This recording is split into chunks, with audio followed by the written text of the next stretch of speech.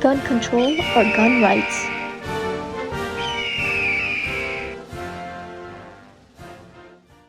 Historical moments. Parkland shooting occurred at Marjory Stoneman Douglas High School, killing 17 and injuring 17 by alumni Nicholas Cruz. The shooting motivated states to act in favor of new bipartisan state gun control laws right after the Parkland shooting.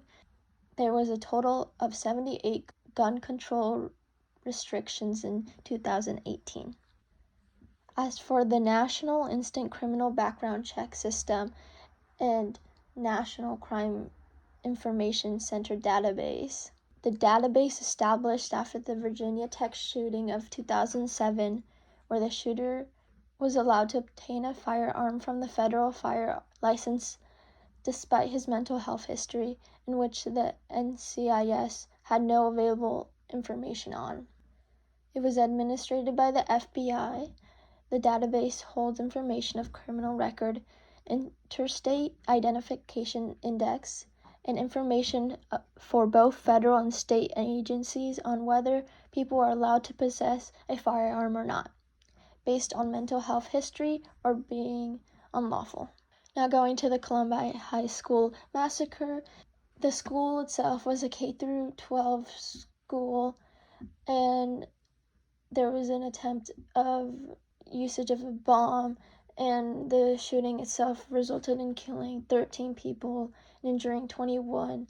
There was also a gunfire exchange with the police, and the Gun Control Act was passed under legislation because of the idea that the federal, state, and local law enforcements have the right to fight against crime and violence. The act itself limits and regulates interstate commerce in firearms, although it does exclude important factors such as license, dealers, and manufacturers. Lastly, the United States v. Miller case. This case is controversial.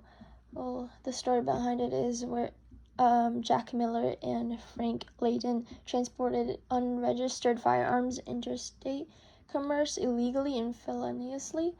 They argued that the National Firearms Act did not apply to them and that their Second Amendment protected them. The case ultimately ruled unconstitutional with no violations.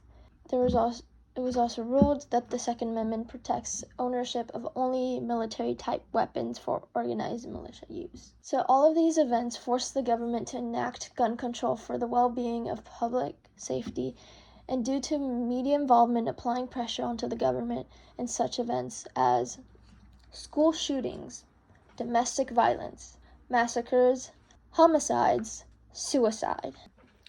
Pros and cons.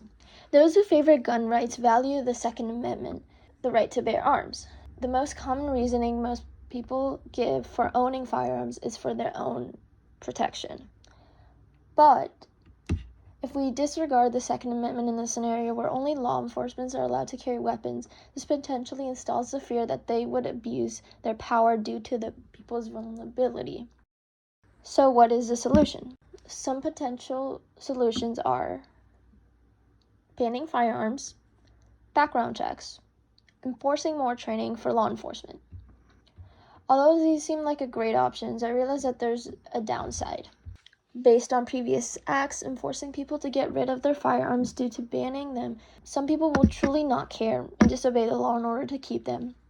It is not unheard of people gaining access to firearms illegally. Second, even though the background checks prevents people with a criminal record from accessing a firearm, I ask myself, how would they know not to give a weapon to someone who hasn't had a criminal record, but then goes off to be a first-time offender that passes the background check prior to committing a crime? They have no way of knowing. Lastly, a solution that I do think will have a positive impact is redirecting funding that is going into weapons instead towards training to better handle situations and correctly educate law enforcement in order to decrease police brutality, as well as their reputation for abusing their power. California requires several trainings, such as mental health training and law enforcement, crisis intervention, behavioral health training, along with basic training. This brings the question, is gun control enough of a solution? Current events.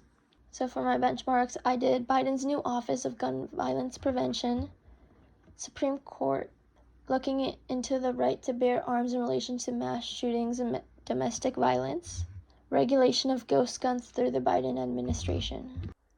Here are some statistics.